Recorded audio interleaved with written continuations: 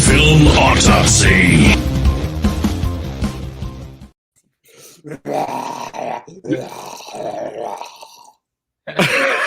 This is the thumbnail. Yeah, that's right.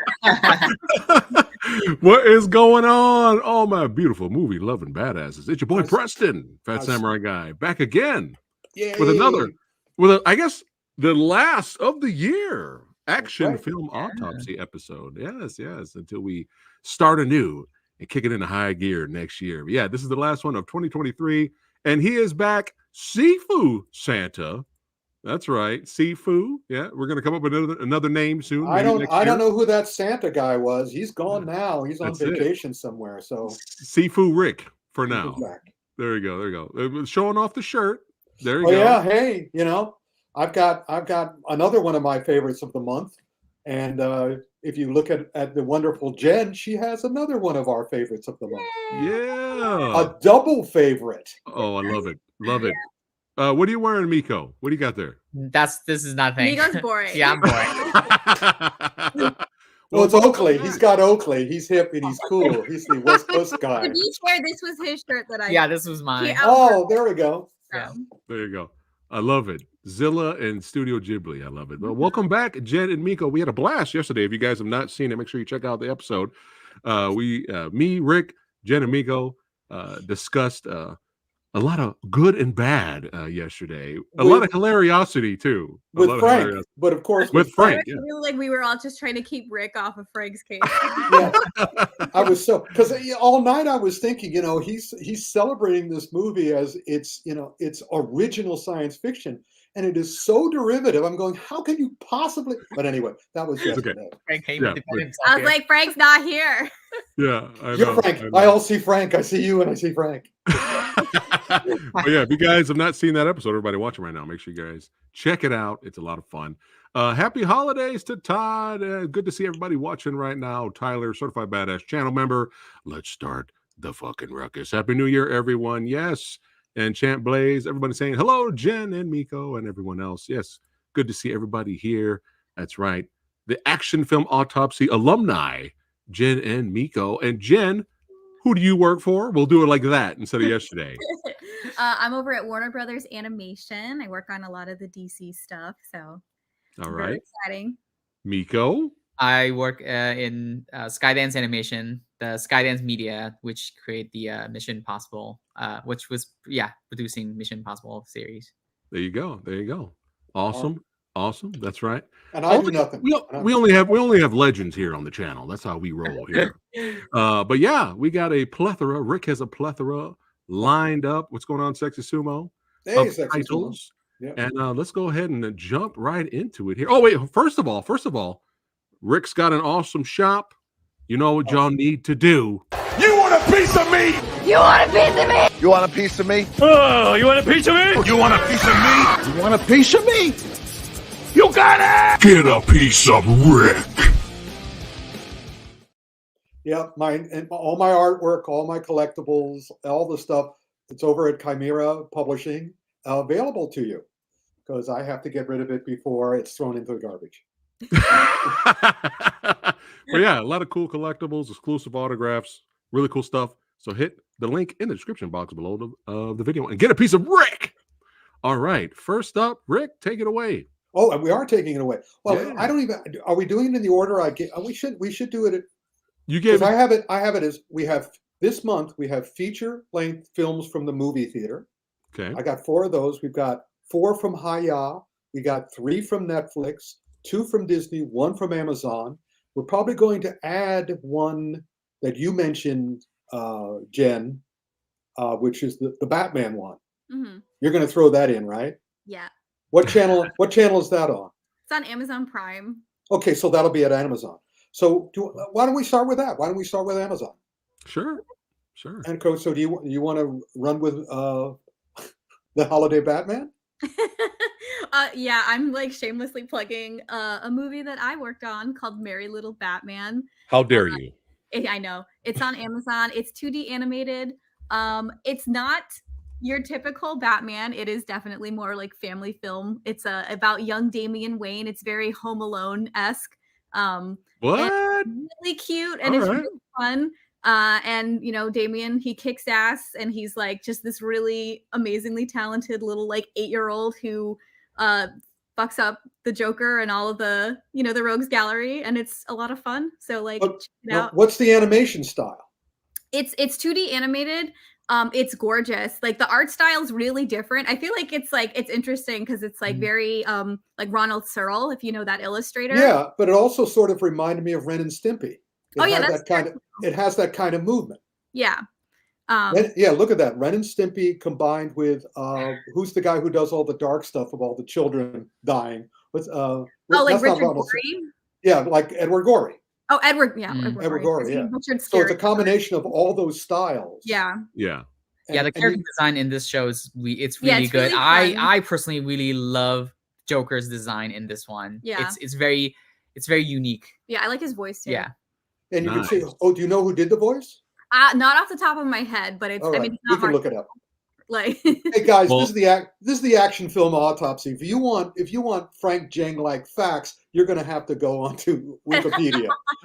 We don't know any of that stuff. Yeah. Well, I'm sold. I'm sold. Once you said Damien meets Home Alone with Damien, Yeah. Right. kind of sold already. And you can see from the style, even from that image, the way the capes are shaped, and they have their own movement. Yeah, it's a delightful show. So yeah, that's one of our tops of the month. But again, this is not the best and worst. This is just everything action that came out in December that we get our hands on. Now, the Amazon one that I'm going to promote, and I put it on my list of best yesterday, which is the second season of Reacher. He's back. He is back, and he's back too, and he's better than ever. It really is better than ever. Everything they did right in the first season, they do right even better. They up the ante. The writing's better, the acting's better, the action is better. And I'm not complaining about the action because it's Reacher. Because Reacher fights the way Reacher fights. He's trained by the military, so he's not going to be doing, the kind of kung fu finessing that I usually like. He's going to do what you just saw the picture. He uses his fist a lot, but because you see him, he's exercising all the time. It makes perfect sense. This is how he was trained. Oh yeah, it's a very satisfying show. Yeah. Very satisfying. Is there a lot of headbutts still? Well, he's not that stupid, but there is the occasional headbutt. Okay, all right. When consistency. That's the other thing that I like about him. He metes out his punishment as it's deserved. All right. So if somebody's getting in his face, he's going to put his face into them. Love it. Boom. And that's another great thing. Another thing I love in the good kung fu movies, when somebody's using an open hand, they really emphasize how powerful the open hand is, and they emphasize how powerful his boom is. Nice. So yeah, it's very smartly done. It's very satisfying. Season 3, or I'm sure there will be. I'm not guaranteed. Okay. But when we get to this, which is What If, they put out today a trailer for the third season of What If. Oh, all right. Already, wow. Thoughts on the trailer? Thoughts on the season 3 trailer, Rick? Oh, the trailer. Well, the trailer is a sequence from an episode that combines the Winter Soldier with the Red Fox, the Russian superhero, and they're fighting against cops in like Texas. Wow. So I'm not sure where the plot is, but again, great dialogue, really great animation. Some of the best animation of human beings I've seen. It's clearly animation, but at the same time, it doesn't break my suspension of disbelief in terms of they're not cartoon characters, they're humans animated. Or animated humans. It's just really beautiful stuff. And tonight's final episode of the season of season 2, again, it was kind of like Jen, Miko, and I, the last movie we got to see together was very fitting. Well, not the last one, but the last one in the theaters we saw was Coco. And there was that moment in Coco where they had the 6 million colors. Well, that's kind of what happens in this episode of What If. Huh. So it's not 6 million, but it's like it's an eyeful. It's really cool. But I'm jumping ahead to the well, no, actually, let's go to Disney Plus next. Yeah, I was like, just do it. What the hey? Okay. Again, What If started as originally they showed it, and again, you can see that they're being smarter. They showed What If, 8 episodes, one day after another, from December 20, or 9 episodes. It was 9 episodes. From December 20th to the 29th, one after the other. And they started as sort of like a pastiche. I mean, they had What If you put Happy Hogan into Die Hard. I think that was the second episode. So I said, okay, each one of these episodes is going to be their satire of another movie. But then they sort of went, after the second episode, they sort of went, no, let's go. Because I think what happened is the first 2 episodes was Chapek, and suddenly Iger came in and said, no, go. Do Marvel the way Marvel used to be. Make us care about the characters. Don't make it a pastiche of the characters. And they paid that off. They stopped doing other people's movies and they started doing What If variations of their own movies. And again, the Captain Carter one was astonishing in terms of the fight choreography, but then the god Hela, the goddess of death from Asgard, she was sent into the world of Shang-Chi and the Ten Rings, and Kung Fu taught her, helped her reach enlightenment. And I'm saying, yeah, baby, this is real Kung Fu. And it's just a beautiful, beautiful episode. And also, all these episodes, as they went on, got increasingly hopeful. They stopped being downers. They stopped being, there's no hope. All we can do is fight.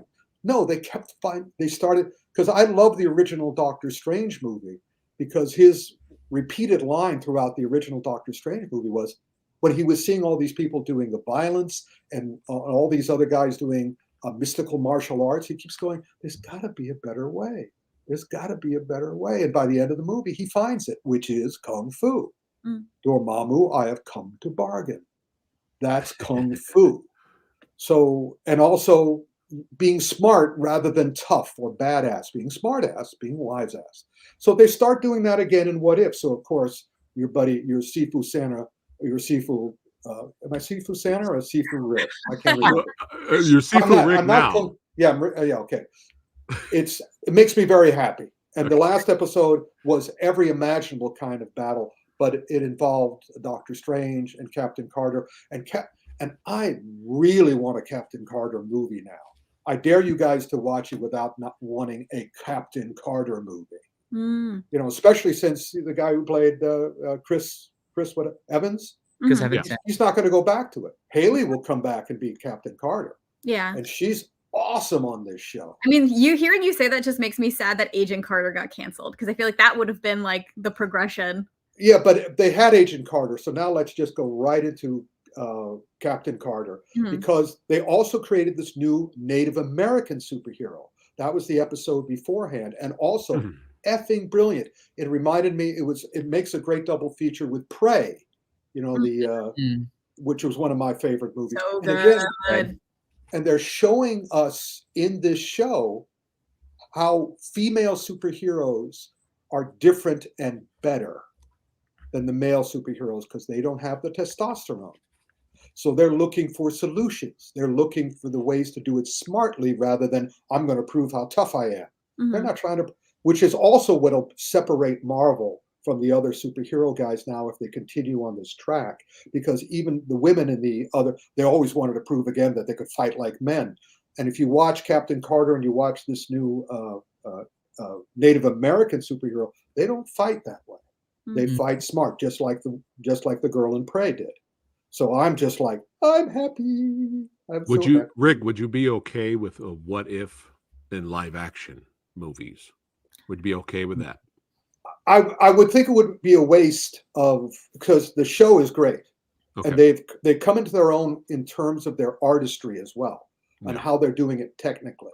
So I wouldn't, if they do it as well as they do the TV show, but I would rather they keep live action for live action things and keep what is Ave, because that helps with What If.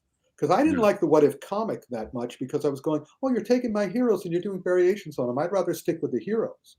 So having an animated show, I'm able to tolerate, especially since they're using it to create really interesting ideas. that they can incorporate. And I don't think I said this now. I think I said this beforehand. Just a little spoiler alert. One of the very last images of the last episode of this season of What If incorporates the Tree of Time, where Loki is now. And I went, yes, indeed, they're bringing it all together now. They're going to take off from here, and I'm going, good. All right. Enough of Disney. Let's move on to Netflix. Do you guys have anything to talk about at Netflix, Miko and Jen? Oh, yes, you do. Yes, you do. Should we say that? Like the Yu Yu Hakusho Yeah. did. Should we start with that, or should we end? I'm curious. I feel I'm getting a vibe. It's going to be two totally because different. I wasn't going to see it until Phat told me that I should go see it. Right. Yeah. But Okay, now- so are we doing it? Are we doing Go. it? Okay, I will Do start it. with this before Jen Go. starts. Go. I will start with this. Yes. And then Jen will help me out. I can't wait to hear what she has to say. Me too. I Yes, you can, started. Nick. You're waiting right now. I have Okay. all. I have the whole anime. I started it. I was enjoying it, but I got sidetracked, and I need to go back and finish it. I haven't good. finished it. I got to when they got to the tournament part, and for some reason I checked out, and I was life, and stuck with other things, but I've been meaning to go back. So seeing this live action trailer that came out a while back, I'm like, I need to go back and finish the anime. So now, Jen, what did you think? Wait, did you at least finish the tournament? No. I got to start. I'm going to start over. I'm going to start over.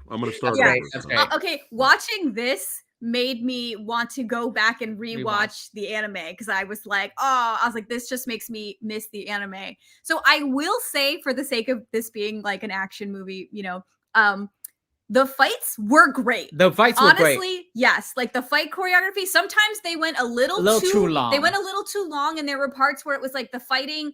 There were so many opportunities where the fighting could have furthered the story, furthered the character's learning, because it's so compressed. So like the character has to learn all of these things on the fly. But for me, as someone who loves the show, the original, the anime, and the book, there was so much of this that was just unearned because it was so much in such a small amount of time. Yeah. Like, in the show, what takes him multiple episodes, grueling, crippling pain, literally gets handed to him. Here's all of Genkai, his mentor. Here's all of my power, and he's got it.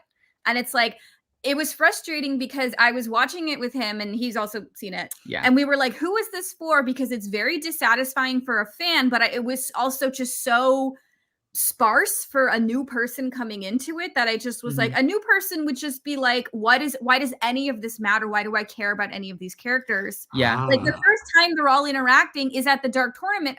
In the show, there's already one major arc where they've already like had we're forced to work together. We don't know each other. We don't like each other. We have to trust each other to get through this. Yeah. And then they go to the Dark Tournament as a unit, as like with goals together.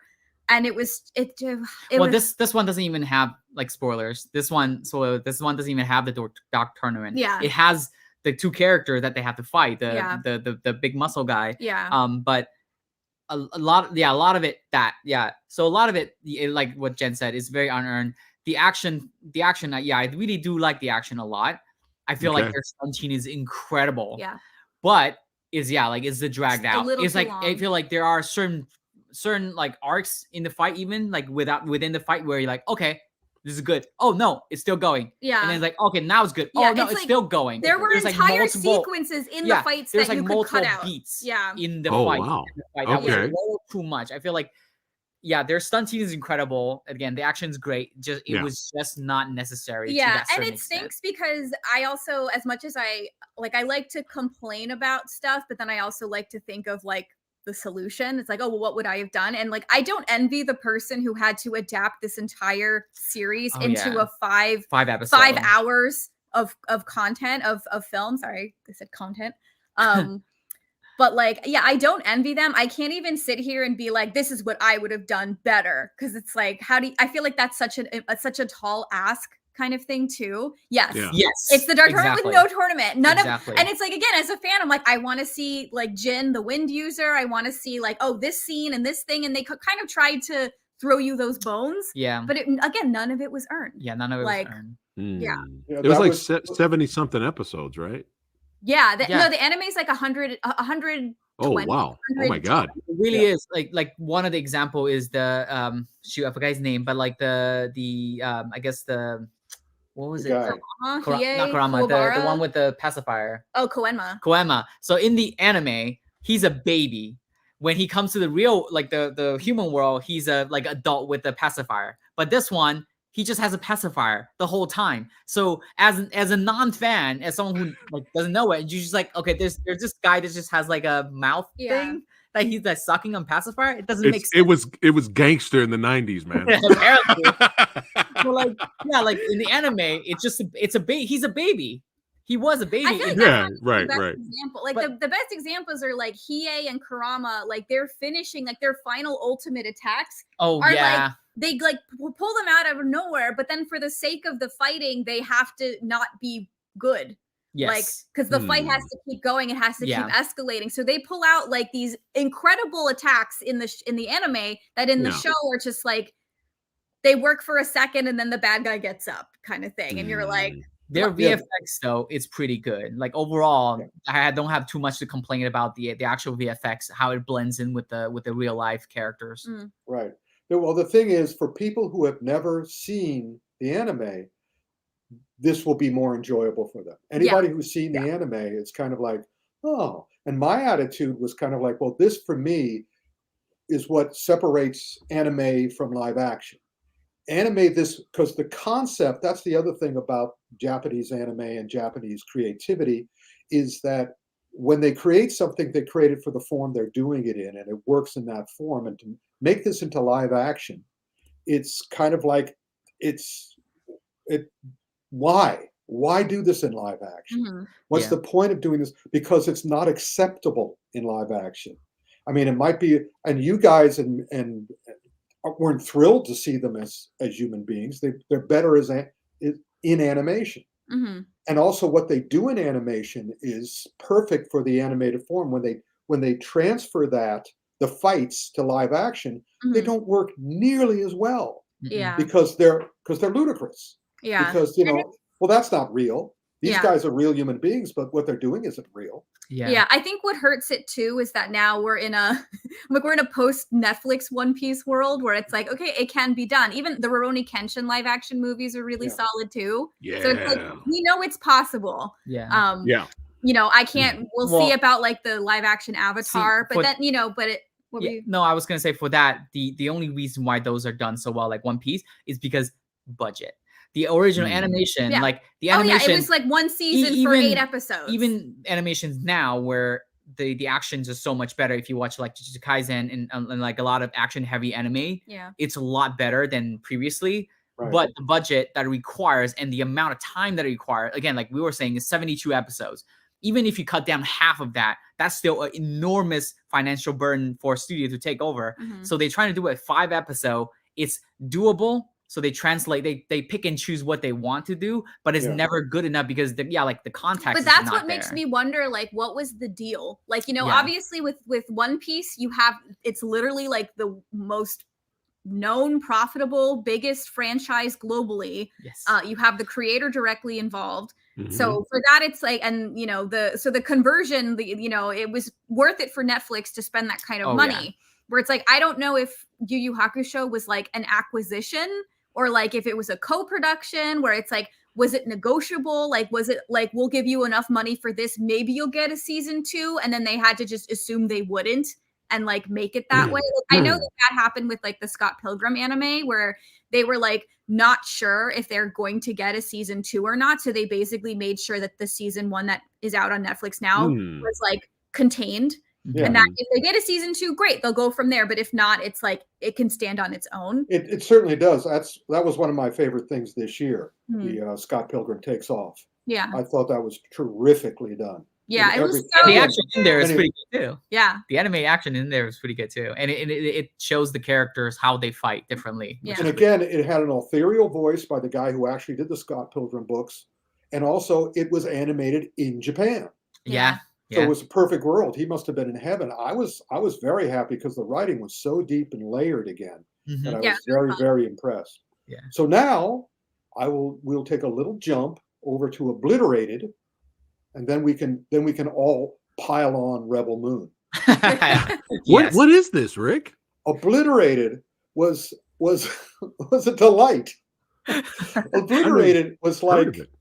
I know. I mean, I saw reviews going, this was surprisingly good, and I was going, well, let me check it out, and and I've seen all these other bad Amazon Prime Amazon Prime, Citadel, Netflix, Heart of Stone, and they were all taking it super seriously.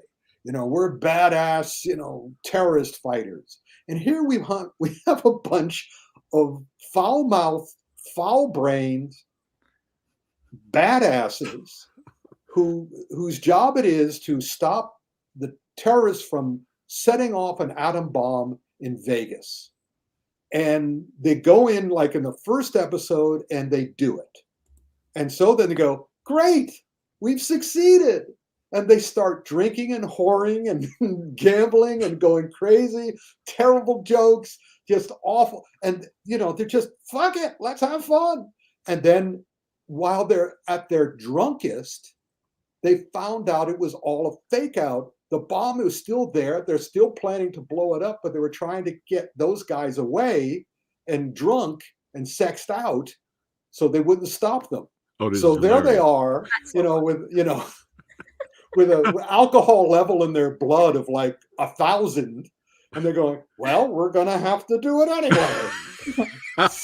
and they do, and it's kind of like it's a legitimate Netflix action series, but also a satire of it. But it's a straight-faced satire, and also it's just like I'm going, I can't believe they're getting away with this. And at the end, and it ends, and they're shameless. They're shameless throughout. All the hero's trying to do is to finish the mission with his female partner so they can have sex. and the last thing in the spoiler alert, as you know, the theme song for action film Autopsy, there'll be spoilers. But anyways, the last thing, they're having sex in the shower. And I'm going, good job, guys. Good job. Mission accomplished. It's worth seeing it. That sounds hilarious. It's not, the fighting is not great because again, they're all stupid. Right. And even the villains are stupid. So How long is it? It's 6 to 8 episodes, I think. Okay. And about an hour each. See, I've never heard of this. Yeah. I mean, I had to be told about it, and I said, "Oh, I'm not interested in this. It's going to be another Netflix thing." But then I went, "Okay, yeah, Phat will enjoy this, and all the movie dojo army. You're going to enjoy Obliterated, man. Sweet. Nobody smart, nobody's wise. They're all badass. Badass. We're gonna have fun with that. Yes, and brutal. And now it's Rebel Moon time. Yes. Here's the deal. Here's a man. All Andy. I'm pretty sure if we go to DC, and if we go to your company, Miko, if we go to anybody's company, we go to Illumination. We go to all the companies I've worked with. All they've ever wanted is a product that has a ready-made audience. A dear friend of mine, multiple Edgar Award-winning mystery writer, he was talking to somebody, and he was signing his books, and this woman said, "Are you ever going to put a cat in your book?" And he goes, "No." And then she goes, "Are you ever going to put Sherlock Holmes in your book?" And he goes, "Well, I'm not planning to." She says, "Well, if you did, I'd buy the book." And he goes, "You buy it because I would put that in the book?" And she went, "I'd have to buy it because you put a cat and Sherlock Holmes in the book." So that's the audience. All studios, all networks are looking for cat people. They're looking for Sherlock Holmes people. Yeah. They're looking for people who will, and up until recently, Marvel people and comic book people, because and that's when the quality started going down. Well, here is a guy, Zack Snyder, who has created his own audience, who I call Zackoffs. They're all Zackoffs. I tried to come up with a Hey. I tried to come up with a nicer name for them, but that's the best name. That really is the best name. Yeah. You know, he you know, like I said, in past action film autopsies, I've shown you the distinction between a director who makes an action sex movie and a man who makes an action masturbation movie, a jack off movie. And what Michael Bay and Zach have been doing are doing these jack off movies. They're pleasuring themselves. They're not trying to pleasure the audience at all. But for whatever reason, they created an audience who kind of love that. They love him for it. So they'll do anything. They'll see anything. They'll champion anything he does, anything. And so I said, buddy, so I was going, Rebel Moon, this is going to be cool. This is going to be Zach's version of Star Wars. And this I was really excited for it. The trailer, me too. The trailer of the movie sold it. Yeah. Yeah. And Like it had a lot of good actions and a lot of good like epic world building. Yeah, and it was exciting to see what he do in a like post, you know, with that distance from DC. Oh yeah, and from everything, all the bad things that happened in his life, and also the and total freedom to do whatever he wanted to do. And so what he decided he wanted to do was do this to everybody. Do this to Marvel, do this to Star Wars, do this to Star Trek, do this to Warhammer. I mean, I said it yesterday, I'll say it again. If you make a drinking game out of identifying the stuff he rips off in every single sequence, you will be in the hospital with with alcohol poisoning by the end of the first hour. Yeah, he has lightsabers. Yeah. He's totally shameless. Every single sequence, he's grabbing here, he's grabbing there, he's grabbing there, he's grabbing there. What if there are homages? What are things that he's even homaging? So, they're all homages, but they're obvious homages, and he's not putting what I consider a Zach spin on them. And also, even worse is this first part of this part one of Rebel Moon. Yeah. How long was this? Was this 2.5 or 2 hours? It was like 2 and 15 or something like that. Well, no, the 2.5 minutes are really long. So there's action in the beginning, there's action in the middle, there's action at the end. So let's say that's 30 minutes of action. What's the rest of the movie? They're talking, they're blabbing, they're filling in information. They're just telling the audience. They're not showing, they're telling for the rest of the time. They're telling, and not in an entertaining, imaginative, inventive way. No. The dialogue is not smart and clever. No. Oh, that's a good line. No, I didn't say that once. I was just going. Yeah, none of the characters' arc are earned. None of them. Oh yeah, every single one we go through like the backstory, and then it's just like, why do I care? Yeah, why Which do I sounds care? really cynical, but it's like, well, because it doesn't draw you in. Like a good, a good movie would draw you into it, so you care about the characters and care about why you want them in your team. It's like, what was that? What was that Star Wars movie where they have to blow up the Rogue One? Rogue One? Rogue One. Like Rogue One was also kind of a fetch quest because they need to like different characters, but you care about every single one of them because their story, because of how they tell it and how they connect to the story. Yeah. And this one, none of it. I don't care about any of it. Also, Endor. Also, Endor. Yeah, because that's the thing is, you said, Jen, why should I care? I didn't say, why should I care? I went, I don't care. Yeah. This is, I'm fast forwarding to the fights. Yeah. Like I didn't mind initially, like the gathering the group. I didn't mind, your 7 Samurai. I kept joking. I'm like, oh, this is a remake. Oh, that's right. A Bug's Life was what I kept saying of A Bug's Life because it's a remake of 7 Samurai. But I was like, A Bug's Life. I was like, A Bug's Life worked better because they all of the recruits were all like, God damn it, already knew each other. God damn it. Magnificent Seven worked better. Magnificent Seven was a remake. Oh man. I mean, because then it was just so boring because it was like every single time it was like it was truly formulaic of like we went to the new. Oh, I know a guy. Cut to the new person. Here's a 20-minute flashback I didn't ask for. Oh, I know a guy. Literally, it happened like 3 times in a row, and I was like, so this is Exhibition, the movie. Yeah, I mean, Exposition. Yeah, and The I most- will also say we took edibles for this, and it did not help. It's really better, And not usually worse. help. It brought you down. It brought you down. It put you down off your high. So zoned in, and I was like, I'm like, this is just bad, Yeah, right? like, yeah. We had that moment of We like, had that moment in that middle. Listen, I love me like I can separate like a bad movie and like, but I still really like it, and I was like, no, Yeah, this is just good bad. bad. No. Right. It's bad. The I other thing- realize- Good bad. I finally realized what Zach was doing because I know other producers who do this. I know one producer who he's not interested in the product. He's interested in the promotion. He's interested in the deal. He's interested in the contract. All the stuff he makes is not involving at all. Yeah. So I think on the basis of what I've known about Zack Snyder from because since I was on the set of as you all know, because I keep repeating it, I was on the set of the original Christopher Reeve, Richard Donner Superman for a month. Bless. And during that time, I made friends with the photographer, the set photographer, the editor, the makeup guy. So now all these guys, and because it's a small world in England, the movie world in England, they're involved in virtually every major motion picture ever since. They were involved in Alien, they were involved in James Bond movies, they were involved. So they're my background guys. So they're the ones who every time I see a movie and I'm going, how the hell did this happen? I go out to them and they say, don't you, and they'll tell me what they've heard or what they experienced. And so what I've heard about Zach is that he's one of those guys who likes the deal more than the movie.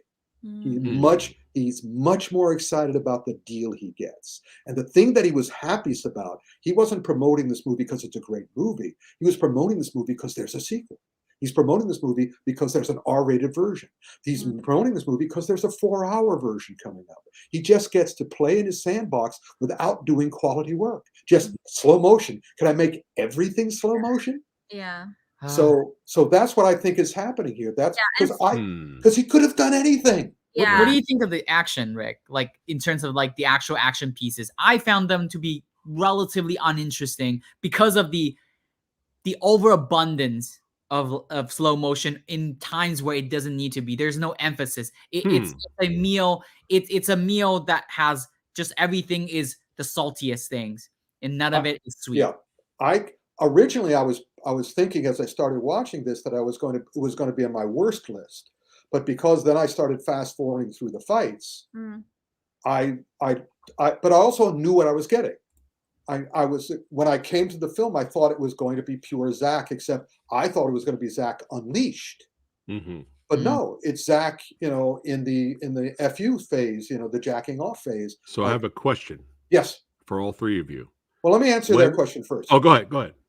So taking separately, knowing what Zach's doing and appreciating what Zach does when he does it best, I didn't mind the fights. They reminded me of Hong Kong fights. Okay. In that, especially the battle at the end with the main villain. Because in Hong Kong things, the villain always manages to survive. They have to keep trying harder and harder and harder.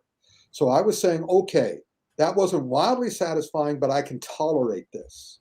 And also we got to that point, which is what they did in Ahsoka too, which is nothing will kill anybody in the future. Yeah. Nothing ever kills anybody. Yeah. I mean, they dropped an entire building on him, and all right, let's just put him in the Emperor machine and make him rise up again. But now ask your question. So my question is for all three of you: when the extended version comes out, let's just say hell freezes over, and the extra footage will make you care about the characters. The movie will make more sense. You will be rooting for them by the end, and you will like the movie. If that happens, will you hate the movie more for the fact that it should have been released in this state? I would because it's like I really liked his cut of Justice League. Yeah. I thought it was significantly better. And obviously, again, with him, oh yes, that's true. Yes, there very was a true. personal tragedy in his life. He had to exit the project. Like it really was like out of his hands, like how that all went down. By the way, from my people, I've heard that may or may not be true. I mean, that's fine. I'll give him the grace there. But but with this, it's just like to have a director's cut when you're working with Netflix. Feels kind of markety. I think that's it. Like even the Zack Snyder cut of Justice League was released in HBO Max. Because they have the flexibility of not, behold to the theatric release schedule and like the budgets and whatnot. They can do it better. So with Netflix, I know that Netflix might have asked him to do, that you guys mentioned, might have asked him to do a PG-13 version of it or whatever. But it's one of those things where even with that, he has a lot more flexibility to do the things that he wanted to do. That's why we have, like a lot of streaming services where the episodes are, some episodes are 1 hour, some are 45 minutes, some are like an hour 30. Like it all varies in timing. Like knowing Zach like I don't know him, I know that when he made the deal with Netflix, he came in and said, I'm going to do this, this, this, this, and this. They didn't say, would you do this? He said, I'm doing PG, I'm doing R, I'm doing a 2-part, I'm doing a director's cut. And they all went, because they knew they'd have the viewers for it. Yeah. That's all they want. And also, I mean, hearing about how he worked, because believe me, I heard all about how he was working. At that time when he was working with DC, probably. What did he just say? He said the director's cut's going to have more slow-mo. Oh, absolutely. Hopefully it'll be 4 hours long because the whole thing will be in slow-mo. Right. So in any case, no, I heard so much because at the time he started working with them, there were still a lot of people from DC Comics who were very strongly affiliated with the movies. And so they were telling me stories and telling other friends of mine stories that they told me about the behavior that was going on. Because at that time, of course, DC was constant. I mean, just Martin Campbell made the 2 best James Bond movies ever made, and he got set, and he was thrown under the bus for Green Lantern. So that's them. But so that takes. McCloskey, you got to check out the video yesterday, the best and worst for anything Knights of the Zodiac. Got to check out that video. Then. Knights of the Zodiac was on my worst list yesterday. Yeah, there you go. But still, watch it because it'll be hilarious. Really quick before we move on, I actually met Zack Snyder. Oh, there it is. He's a lovely guy, I'm told. Yeah, he's a sweetheart, but this was before 300. This was before he got big. Oh, before he got crazy. They released the unrated version of Dawn of the Dead down in Universal City Walk.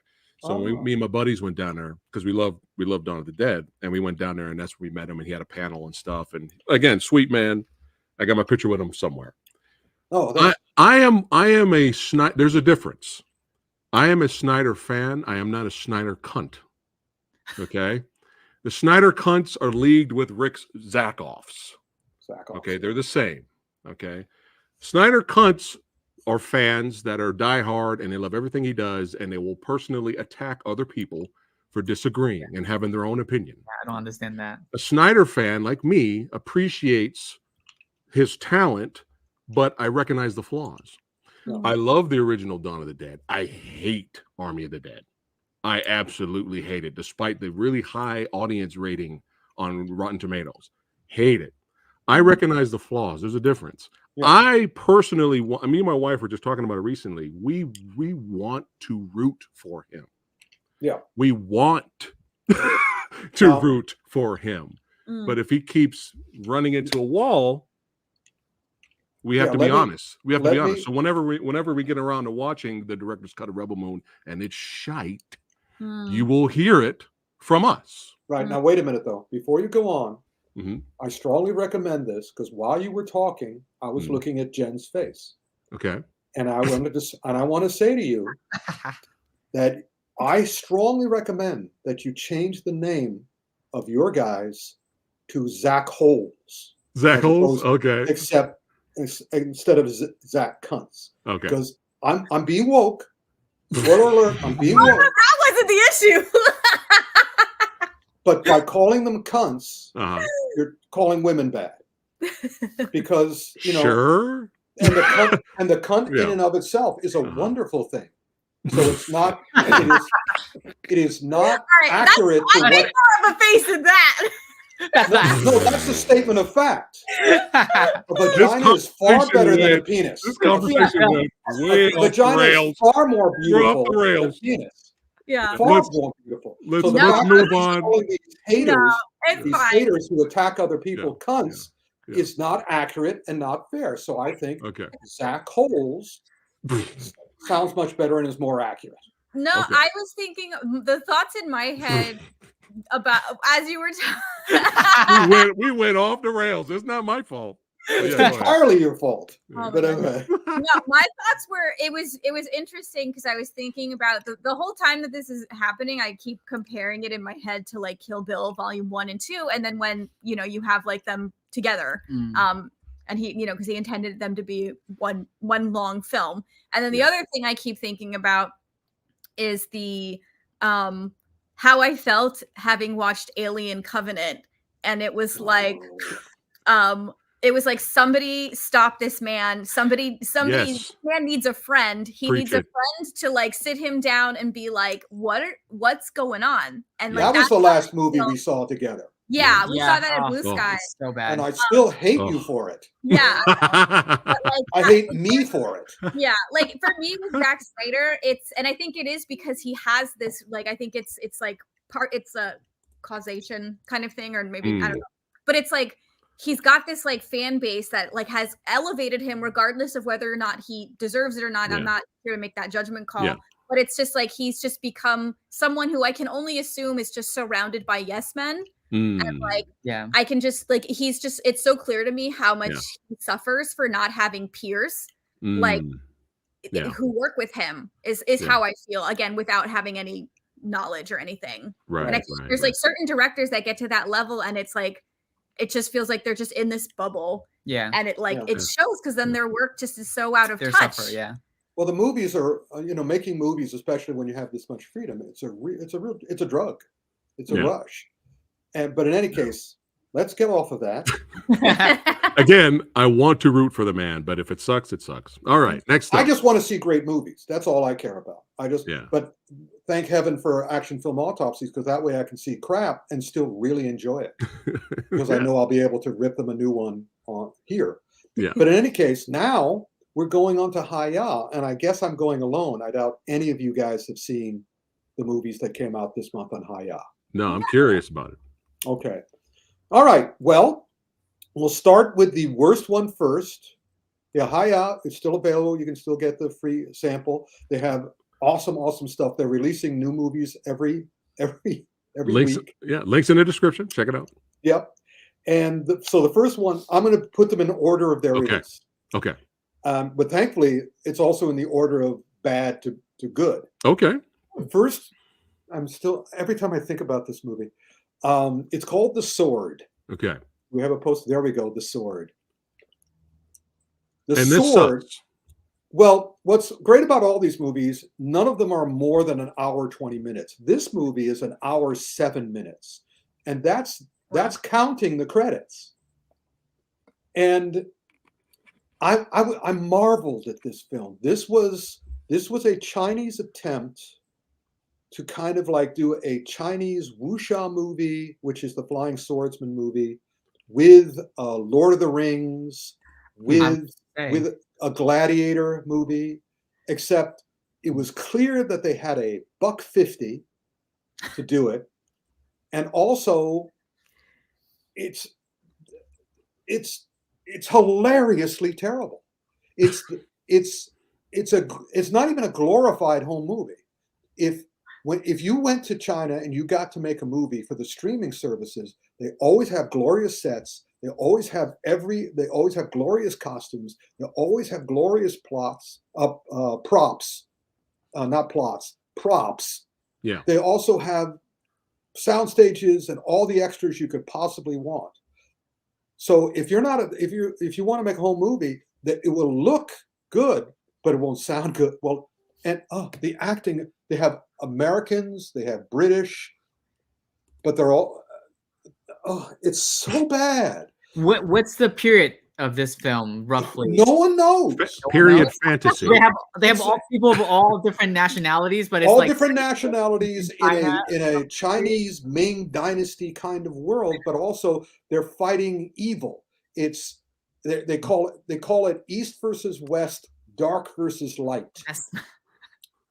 and this and they have they have Smaug, they have Gomlin kind of, but the special effects are so bad. You got to see this animation. It's like they're doing it on their bad home computer. They're doing it on a cheap Dell at home, and whenever the white people open their mouths, and there's the white girl who's playing sort of like the head elf or whatever, the Lord of the Rings head elf. She speaks both English and Chinese, but she speaks the most flat Chinese imaginable. I'll get a kick out of it for sure. Oh yeah, Rick, you're making us want to watch it. And you should watch it. It's an hour and 5 minutes. You know, you can just sit there and go, wow. Jen and Miko's they're gonna message us after. They're like, this was more entertaining than Rebel Moon. Yeah, probably will be. You'll hate it because they do your least favorite kind of action. Phat. They do their least favorite kind of action. Yeah. The fight, the action, the sword action starts, then it cuts here. Oh no. And then it cuts somewhere else, and then it cuts because these people aren't talented. Right. They just got them off the street, as far as I can tell. And so they're not able to do it, so they have to cut around it. And in the subsequent movies I'll be talking about, which was an all Chinese crew and all Chinese production house, they do the cutting very well because they've grown up watching kung fu movies. Yeah. So it's much better. So let's get off of the sword. I highly recommend you watch as much of it as you can, or as you want to. I got through all of it. I didn't fast forward to the fights because there were no fights to fast forward to. Basically, the next one is we'll take some edibles. Yeah. This won't bring you down. Actually, this might work extremely well with edibles. Yeah. You might be laughing hysterically by the end of it. Crazy Beggar Sukir. Crazy Beggar Sukir.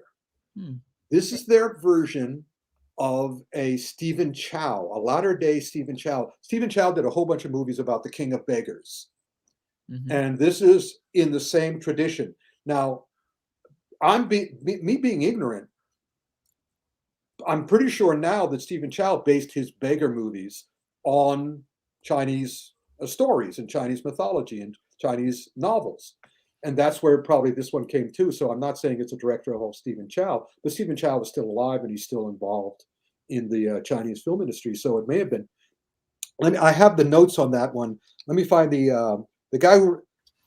It's basically a Ming Dynasty cop who's trying to stop this new drug that's a fantasy drug that's an incredible high. And there's this gorgeous concubine and this corrupt governor, both who want this drug because it makes everybody slaves and zombies and all sorts of stuff. And so this young man comes in to defeat them, and he's a kung fu master, he's a sword master, but she gets some drug into him, and he is destroyed by the zombies and everybody else. And the next time he wakes up, he's an amnesiac beggar. And they have all this incredible, crazy comedy with these crazy characters. There was one character who I had never seen before, and now I am absolutely devoted to it. There's famous characters in Chinese cartoons and all the rest of it with these little mustaches here. They're like little asterisks here. They have a character like that, another drunken beggar character, but his mustache consists of nose hair.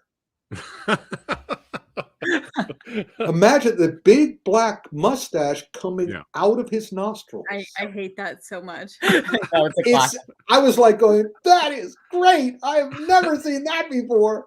And meanwhile, of course, for the rest of the movie, they also have surprising amounts of sexual jokes as well. The concubine is showing so much skin. And she, unlike the characters in The Sword, that one, and there was others like her, so much skin. And also his friends, the beggar's friends, that are transvestites. They're all sorts of wild characters. And I was and then the cop who used to be his partner comes and finds him and brings his memory back. And so they get to go back after and deal with the drugs again. And there's some really lovely. Did you have that?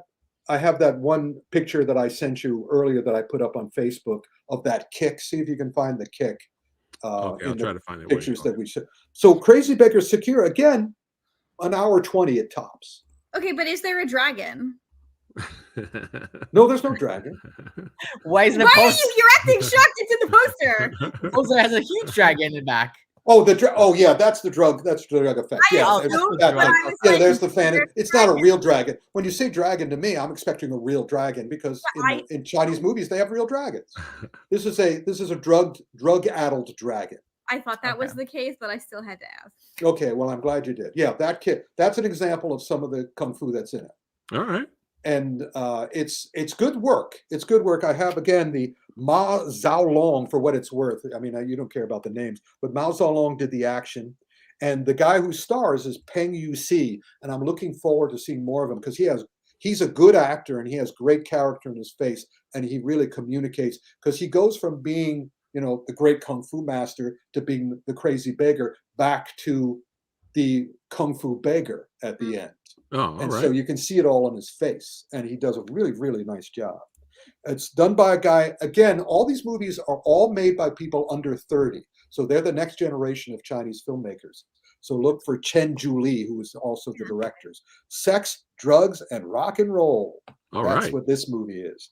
Now we go to, so I was really getting excited for Thief Female Hero, because again, I was hoping they'd do what Marvel is doing now, which is really elevating its female characters and their female heroes.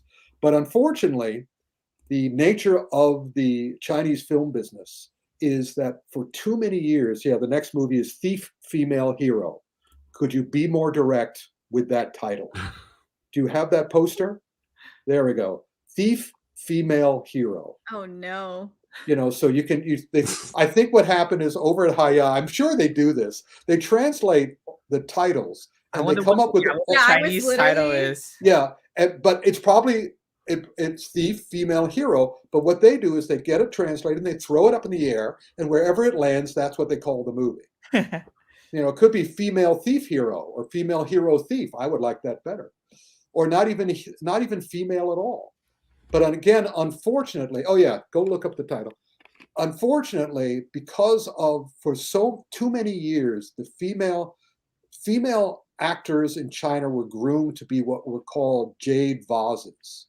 Their job was to look good and be decorative. So they weren't really taught real great acting style. At the beginning of Hong Kong, of course, the female characters played all the parts. Mm-hmm. But that didn't happen in China. They were still jade vases because it's still a very paternal society in China. So unfortunately, the lead of this movie is, when they cast that actress to play the live action Mulan, and you saw the poster for the Disney live action Mulan, and you saw her face was dead on arrival. She was just blank. She was a mannequin. And if you go back to the Thief Female Hero poster, go ahead, take a look at it. Mannequin. This kills me because we looked it up, and then first of all, Thief Heroine just is significantly better. It's not good, but it's significantly better. And then the Chinese. The Chinese title is 道生一枚之. 道生 means like the thief.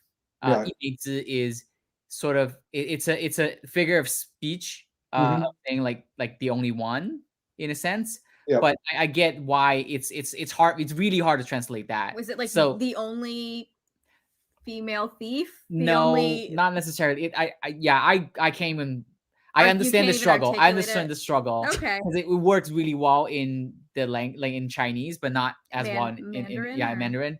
And by the way, bring the poster back, Phat. Those are not her breasts. Those are her legs. No question, that's her leg and her face. That's not her chest. Oh yeah, now that you're saying it, it's like the cleavage starts way too high. Yeah. This is the most spiciest action film autopsy episode today. I blame all of you. Like cleavage starts to like way more down. But a great thing, there is really good stuff about it. It's a wuxia movie. The flying swords people. Okay. It is and again, for all you filmmakers who are part of the Movie Dojo Army, watch this movie. This is a great tutorial on how to do sword action. Oh, Because again, the actresses are not versed. They're not trained like Sammo Hung or Jackie Chan. So the director is Guo Hu. The action choreographer is Ge Zhanglong. Is that the same guy as the other one? No, that's Ma Zhanglong. They may be brothers though. But in any case, or brothers. So they did the action, and you watch how they do the sword play. It's very smart. It's again, you can see that the practitioners are not very versed in it, but they make them look good. And also, the plot is so much fun because they have a bunch of female characters, villains and heroes, and they're always traveling. They're always going from one tower to another. So they're able to redress the sets. So they're able to use the one set over and over and over again. And they have names like Tofu Tower, not Tofu Tower, Tofu Tower. And then Yang Yang Tower, and you can imagine what's in Yang Yang Tower. Lots of guys in Yang Yang Tower, and they're all trying. The whole plot, the entire plot, everybody's trying to get a treasure map. Treasure map to what? Don't know. Never do find out. Doesn't matter. That's just their ticket to ride. 1 hour and 20 minutes. it's the MacGuffin. It's the MacGuffin. I'm so curious about all of these because I'm just like, what is the pacing that these are all so short? Well, because they're just making them. They make dozens a year, if not. I mean, I was told by a friend in China that they make hundreds a year. I'm saying it can't be hundreds, but they said, well, at least dozens. Again, they're coming out, and these are all from 2020 and 2021. But I don't think the short amount of time wouldn't be good because it would be like short stories. That's what I'm saying. But I'm saying like the typical Western like 3-act structure, where I'm like, would it be more like the 4-act structure? Like I think it is a short story. I think these are chapters from a Jin Yong book. These are chapters. I see. Yeah. That makes perfect sense, and also to make it very entertaining. So we build up to the best. It's the last one. It's the one that just came out this week. Fist of Fury's Soul. All right, I'm sold with this poster here. Yeah. And it lives up. It's an hour and 6 minutes long. What is going on? It's a masked power mad maniac kills the hero's dad. The hero's dad. That's the hero. His dad was the head of a kung fu school, and was supposed to be the best in the land until this masked power mad maniac shows up to challenge him and uses this karmic power and cosmic power to destroy him. So this kid gets really upset and goes wandering away and tries to find another teacher who is as good as his dad. And he stumbles upon a place finally that has and also this is a better movie because it has 2 recognizable actors from Hong Kong films. Oh, Norman Chu and an old gentleman who turns out to be the villain in the next movie, spoiler alert. Who I know who that is. I know who that is. Is that a member of Zhang Yimao's family? Because he looks so familiar.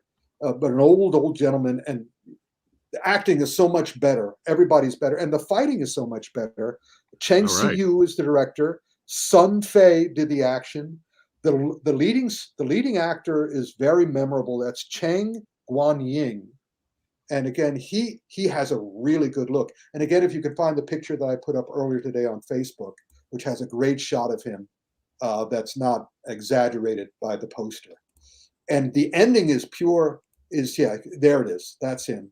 He has a great look, and he does good work. The only thing I was unhappy about, he is unleashed. His energy is unleashed at the end, and he does right out of Kung Fu Hustle. The cosmic fist, is unleashed again. That poster definitely remind me of that movie. Yeah. And again, these are all in super enjoyable, especially on edibles.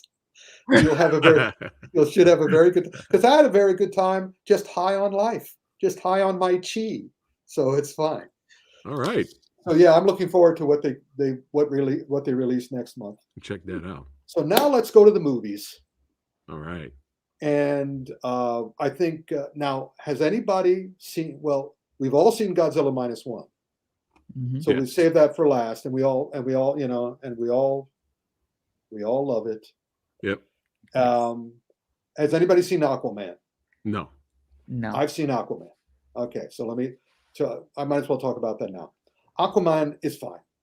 Okay. James, it's not great, because what happens when I was in China and I was in Hong Kong, which meant I was in China in 2017. When I first came town, I told my hosts I want all Hong Kong food. I want all Hong Kong film, and I want all Hong Kong food. And I ate a lot of Hong Kong food. And my review for every single meal was exactly the same, which was you could taste the chef's tears. And while watching Aquaman, I was reminded of that.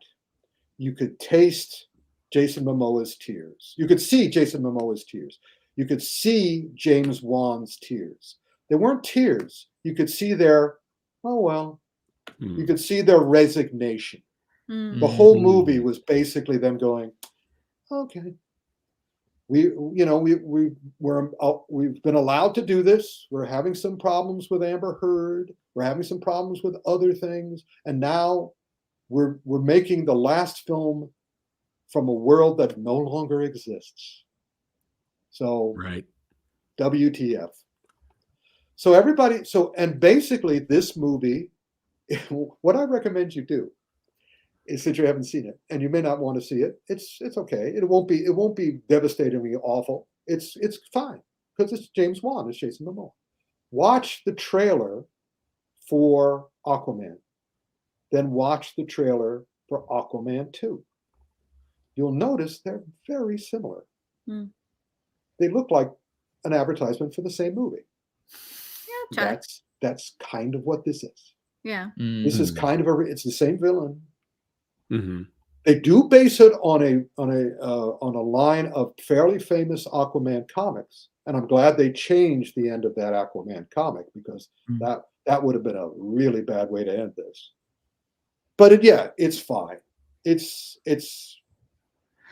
Are the action pieces as fun as the first one? Because the first one, the action pieces were great. They were a lot of fun.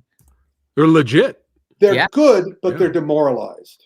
So, Mm-hmm. but again, it's worth for you to go see. So you tell me, because I may have come to the movie with that kind of like, yeah, okay, I know.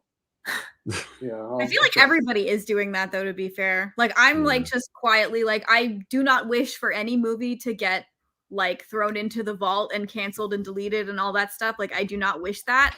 But with these last handful of DC movies pre James Gunn, I'm just like, I just want them to go away. So you can see they're demoralized. Every single one of them is more increasingly demoralized. Oh yeah, and it's honestly, that's how I feel working at Warner Brothers. Well, like we're just waiting for this era to die, and like we're just excited to get going with the new one. Yeah. Well, let me put it this way: at least Aquaman is the best of the bad ones. I mean, Black Adam was incomprehensible to me how poor that was. And Blue Beetle disappointed me because of what they chose to do. What's the other one that I'm missing? Shazam. Shazam, which just pissed him off. That was garbage. Me off royally. This is the best of them.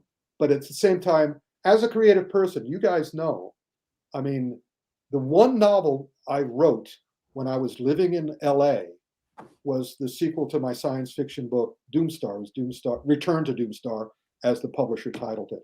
And you could see the writer's tears. Well, not my tears. I thought it was a great idea, but when I read it over, I was going, this is the most superficial book I ever wrote, because I was in Hollywood, and everybody was superficial out there, and I could not avoid taking their energy and channeling it into my work. So when even though we got James Wan and Jason Momoa and The Rock, I always depended on Rock to do the right thing, and even he screwed up with this with Black Adam. So it's kind of like, shit runs downhill. That was the first thing that the head of the studio told me when he brought me out to lunch For the first day I was working on the Twilight Zone, he says, I'm going to tell you this now. You can carry it through the rest of my life because it's true wherever you go. Shit runs downhill. So if the boss is terrible, it's unavoidable. So Aquaman is at least James Wan and Jason were powerful enough to not make it shit. The only positive thing I heard, Rick, was them together. Yeah. That's the only good thing I heard about this movie was like people wanted that movie. Yeah. They wanted the more buddy cop. And it was, they did do, the last half of it was pretty much buddy cop. Okay. So yeah, it's fine. Okay. The villain was one note and whatever. Right. Now, speaking of, Men of Straw, Silent Night. Anybody seen Silent Night? I have, but I cannot talk about it. Why not? Because you're going to do your own film? John Woo just texted me. And, you're doing your own video. You're doing your own video. I can't talk about it yet because my review is next Wednesday. There we go. All right. Sorry. You're going to have to wait, guys. Have you guys seen it? No. No, we have not. Oh, okay. It's disappointing. I mean, the problem with this one should have been an hour 23. If it had been an hour 23, it probably would have been really good. But it's an hour 44. And at least 24 minutes of that is a waste of time. Because the action, again, is at the beginning and it's at the end. And also, it's a gimmick movie. Yeah. It's a gimmick movie. And if you're going to do a gimmick movie, and I know John Woo knows this. If you're going to do a gimmick movie, the gimmick has to have a reason to exist. I mean, if he was the only guy who didn't talk in this movie, he had a reason not to talk. But no one talks in this movie. And it is unsupportable. It's insupportable. It's ridiculous. Why isn't anybody else talking? Literally, not just why isn't anybody talking, but why isn't anybody talking? In other words, that's what he had to come up with. He had to come up with all these clever ways to create a world of silence for this protagonist. And the fights, unfortunately, it's again the difference. If you ever saw any of the Chow Yun-Fat movies that John Woo didn't direct, like Replacement Killers and The Corruptor, you can see the difference that John Woo made when he was teamed with Chow Yun-Fat, which is together they were awesome gun-fuists. Here we have an actor who's an actor, but not as expressive. And also he's an American actor or a white actor. So again, guns are easy. Guns are not a problem. Guns, takes no effort or emotion to use guns. There's no passion or compassion, although there should be compassion because he's driven by the death of his child. However, it just is like just a miss. And especially the climax, it's kind of like, how could I read the official synopsis for the movie, and the end of the movie was a long sequence where our hero had a fantasy where his child was not killed. And basically the child lives, and at the end of this movie, there's only one tiny little section of that. And it doesn't work at all. And I'm saying, because I know for years John Woo has been trying to make up for the fact that he feels responsible for some of the violence that's happening in the world today because of his movies. Because he's a very religious guy. And he did, he loved the movies he made in Hong Kong because they had meaning there. He was bringing passion and compassion, effort and emotion, and he was making gun fu. But here he's just making a gimmick movie that I'm pretty sure was cut to shit, even though it was way too long. I can't imagine what the original cut was like. So it was disappointing, and I felt bad for him because I've met him, and I have a great respect, and I was hoping that he would have his return to form. But, oh well. It's not terrible, but it's not good. And now let's talk. Let's talk. Anybody seen Iron Claw? I wanted to, but I couldn't. Yeah. It's Phat recommended that I review this. It's a wrestling action movie. It's not an action movie. it's a drama. It's a family drama. It's an excellent family drama. Mm. Although my issue, they recreate, it's the true story of this famous wrestling family who were extremely tragic. Almost everybody you see in those pictures are dead, and most of them by their own hand. Mm. It's crazy. Yeah, the drama is very strong, and it's very effective. Yeah. And also, it's the coming out party for Zac Efron. Zac Efron becomes a real actor in this movie. And again, my issue with it though is the impression they give, because I also worked with the WWF during the Attitude Years. I was in their Super Bowl commercial, and I knew everybody. And also, I was contracted to write their novels. I was going to write a series of novels set in an alternate universe, because I said that all these great wrestlers were actual peplum characters. They were all gods come to Earth. They were all Roman gods or Greek gods. And so they found out the leading character, who's The Rock or whatever, and this was before he was The Rock. This is when he was still a wrestler. They found a portal in which they went through, and they went to their original world where they all originally came from, and that it was a peplum world. It's a world just like the Hercules movies or whatever, where they're the characters. So I would write these novels which would bridge between those two. There would be a section in the real world, and they would go back and forth, and I'd have these big fantasy and adventure plots. And they loved it. Pocket Books loved it. And so we were ready to go. And then we all realized a month before I was supposed to start, because I had 6 proposals for the stories using a different wrestling character as the lead. I had The Rock, I had The Undertaker, I had all the big ones. But at the end, they just gave up. They said, "We know if any of these guys quit, or Vince McMahon decides to fire them, the novel has to be canned. They can't release it." And novels, even if they're rushing, takes at least 8 months. I'm a fast writer, but at the same time, I still don't want to write the book in a month. I want to have, give me 2 months. And most books are written 6 months or more. So in any case, so they canceled it. So I was, the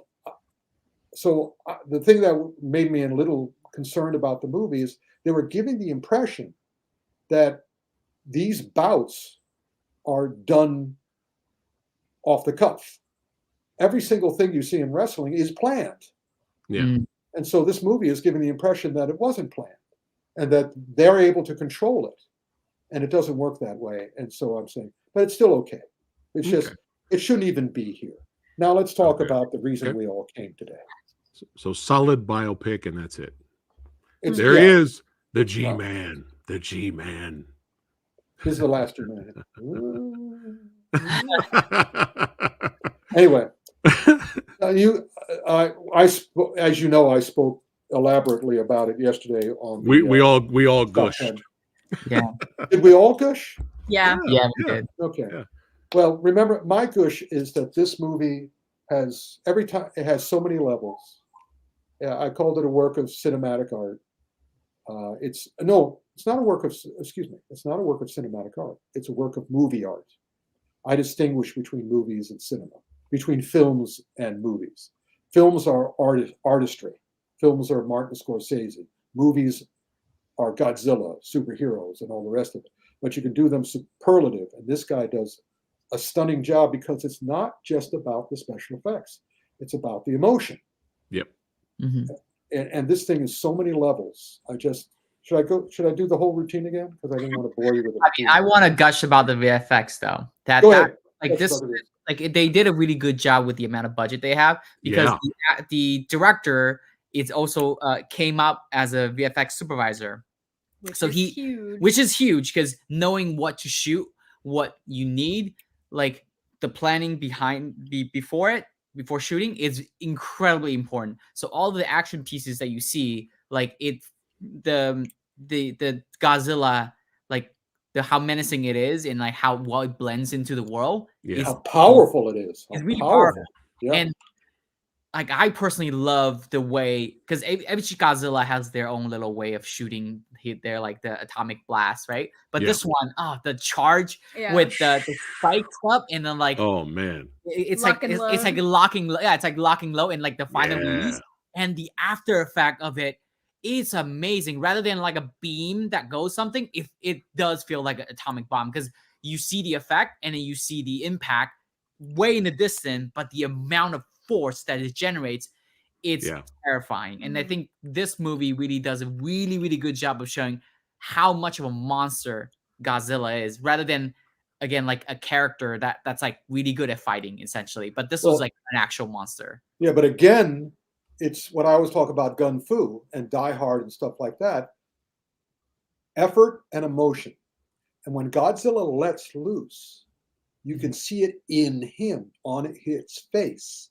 You can see him, bam, and he's not happy. Yeah. He is I got the shot. Royally enraged. I got the shot right here, Jen and Nico. You guys will like this. Boom! That's the shot. Yeah. Wow. That's my favorite shot in the movie. That's so scary. Look at that. It's menacing. When you see any of the clips, and all the clips are amazing. My reaction. I wish I was thankfully in a movie theater with padded seats, because every time Godzilla did something, I went, whoa, oh my God, whoa. Yeah. It just was, because when I get emotionally involved in a movie, when the energy is doing it to me, it's like I'm in a play. It's like they're real. And this is just, from every single thing in this movie is so smart. It's just brilliant.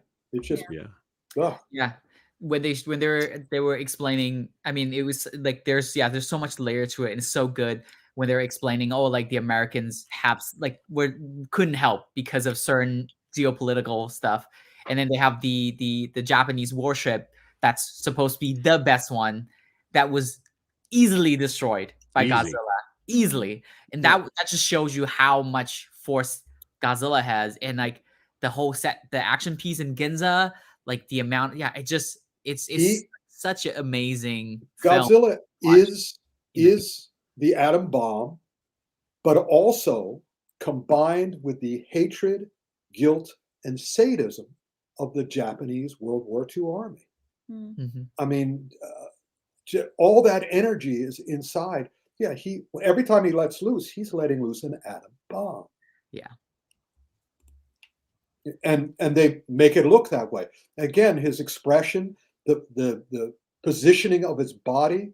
I mean, effort, emotion, and he's got power. The white eyes from GMK, man, because the director's a fan of GMK, so that's why his eyes are white. But love it. And what's great about this movie is also because originally, not many people were expecting it's another Godzilla movie. Yeah. And the first time you see it, it's like shit. Yep.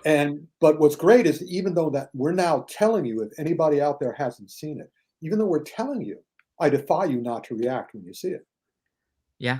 Because this is great movie making.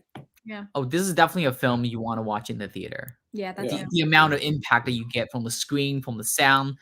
But if you have a good TV, it'll be great on that too. If you have a good surround sound, it'll still, because what I like. Because my experience in theaters for the last 4 years is that they're in terrible shape now. They don't have good staffs. The seats are all sticky. The sound doesn't, the bulb of the projector is dull. The sound machine. I mean, even at the IMAX in New York, I was having problems. I haven't been to a movie theater once. And also the crowds. I have problems with the crowds. The crowds always that's I feel true. like people are just true. on their phone, and I just want to They're on their phone, they're talking, all this stuff. Yes. So I'd much rather have my screen upstairs, which is a big screen with surround sound. I turn off the lights, I stand in front of the TV, and I let it wash over me. So I'm really looking forward to the Godzilla streamer, and also Frank will tell us about the 4K Blu-rays.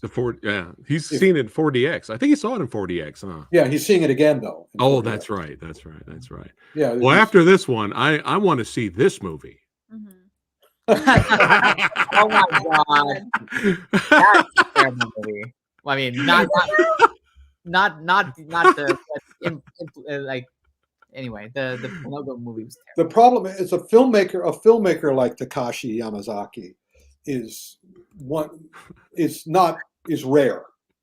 And that's the thing. It would be wonderful if we could tell Disney, because if you remember, the Disney live action version of Pinocchio was just terrible. I stopped it like 20 minutes in. I couldn't take it anymore. Yeah, it was so bad. Yep. So what I was saying, it would be wonderful if everyone could make their movie like Yamazaki made Godzilla. But no, that's because Yamazaki made Godzilla. Yeah. Well, shout out to the Movie Dojo Army members. They were sending me this earlier today. Oh, this is great. I couldn't stop laughing. That needs to be on a shirt. Oh yeah, there you go. Yeah. But in any case, no, I want the real Godzilla Minus One shirt. I want. Oh yeah. That's what I want. For sure. But in any case, so thank you guys. This was great. Hopefully, Rick's recap. Rick's recap. the recap. And we can add you guys. But because you're in the center picture, when you put your thumbs up or your thumbs down, put it way out to your side, because you'll see the. There we go. Oh yeah, you move. Oh, that's better. Yeah. Yeah. Okay, here we go. All right. I'll start from the bottom. All right, Rick's recap for all you badasses just arriving right now and watching season 2, Reacher. Thumbs up from Rick. Thumbs Neutral. up. Haven't seen it. Haven't seen it. Put your hands over your eyes. You haven't seen it. What if season 2, Electric Boogaloo? Haven't seen it. All right. Oh, Rick, you forgot to talk about this. What? Oh my God, I did. Oh my God. Okay, quickly. It was very promising. He's great. He's absolutely great. The production is great. The ideas are great. But unfortunately, RTD, Russell Davies, he filmed it in a very disjointed manner. He just kept throwing out all sorts of different stuff. So I'm hopeful for the new season. Okay. And I ultimately like it. And yeah, again, they're wonderful together. And he is terrific. But RTD has got to give him a cohesive story that starts at the beginning, builds, and ends. Okay. Instead of all over the place. So what do you give this? Since we're a middle. Middle. Okay. Yeah. Mid thumb. All right. Obliterated. All right. Well, let me do a drunk. I have to do a drunk. All right. Here we go. Oh, wait a minute. Hold it. One more. I have to do one more thing. Oh, seriously, you call out a person for saying the word cunt. I know, man. This is the spiciest AFA. But I'm not doing it derisively. That's just the way sex works. All right, here we go. All right, everyone can join in. Well, you guys can join in on this one. There you go. No. Yep. That's unfortunate. All right. Oh, Rebel Moon. Double down. Or is it this, Rick? Oh yeah, let's do this. That's right. Oh gosh. All right. Fist of Fury Soul. Oh yeah, all right. one more. Yeah. I'm neutral. Yeah. Thief, female hero. Sounds interesting. I'm curious. Okay. You should check them all out, guys. Crazy Beggar. This sounded interesting. Yeah, I'm doing it a little more like that. Yeah. The Schwartz. Oh yes. Weird Lord of the Rings. It's hard to do thumbs up, thumbs down. It has to be like The Iron Claw. It's a good drama. Solid. Okay. Yeah. Especially if you love wrestling. Silent Night. Oh, unfortunately, yeah. All right. Aqua Lad. All right. And thumbs down to this movie. I mean, come on. This is garbage. Yeah, baby. Oh, yeah. Yep. Always a blast. Thanks again, all of you amazing people, for watching. Don't forget to like, share, and subscribe. Follow Rick in the description box below. Don't forget to check out and get a piece of Rick at his store, Collectibles. That's right. Oh, and also, hold on. I still got it here. Also, don't forget to check out, and I lost it. Hold on. I'm going to find it. By the way, guys, do you check out Merry Little Batman? Yes, on Amazon Prime. Make sure you right now check it out, share it, like it, review it, share the love. That's Nico right. and Jen, do you have the password and for Haya? No. I'll send you. Okay. There you go. Got the hookup. Yeah, Rick's got the hookups. He says but yeah, make sure you guys check out Merry Little Batman. Jen and Miko, thank you so much for joining. Don't forget, this is your second home. You guys are always welcome back, Thank you. especially during the spicy episodes. You're my That's right. you were my co-hosts long before we had the YouTube version. Yeah, that's I right. have all these. I should send you all the pictures of us doing the podcast in garages, should. theaters, in Next parking lots. episode. Yeah, I'll Next send you all the episode, share pictures. though. I'll share it here. Yeah, that'll be All of great. our parking garage movie recap. Yeah. Rick, anything to say to everyone before we end the last episode of the year? Oh, Kong Hei Fa Choi, everybody. Have a happy New Year. Happy ho ho ho holiday. And I look forward to seeing you in the Year of the Dragon. Yeah, baby. That's right. Oh, yeah. All right, guys. Take care. See you on the next one. Happy New Year, everyone. Happy New Year. We'll see you next year, baby. That's right. That's right. Take care, guys.